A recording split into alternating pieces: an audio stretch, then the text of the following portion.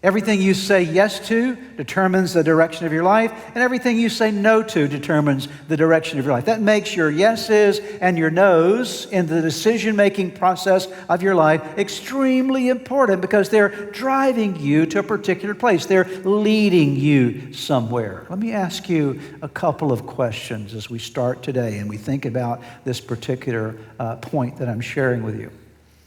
Would you consider yourself, I want you to think about you for a moment, not anyone else, just you. Would you consider yourself a positive person or a negative person? In your own self-analysis, your own self-awareness, do you think that you lean more on the positive outlook of life or on the negative outlook of life? Are you more of the optimist or more of the pessimist? Are you positive or negative?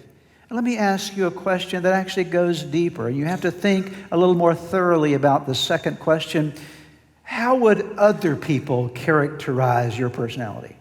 Not how do you assess yourself, but if I were to ask one of your friends that know you well and say, hey, about so-and-so, do you think they're positive or negative? Where do they lean in their life? What would their answer be? How do you view yourself and how are you characterized positive or negative about others? And the answer to these questions are very, very important. Why? Because all of us are oriented toward either the positive or negatives of life. Through our personality, through our life experiences, we have a bend toward one of these two directions. All of us do.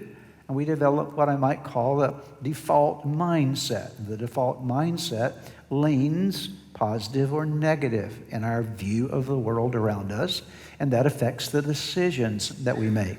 Our yeses and our nos will come out of our mindset. And you and I are at the place where we are in our lives right now, all because of a mindset that has resulted in certain yeses and certain nos.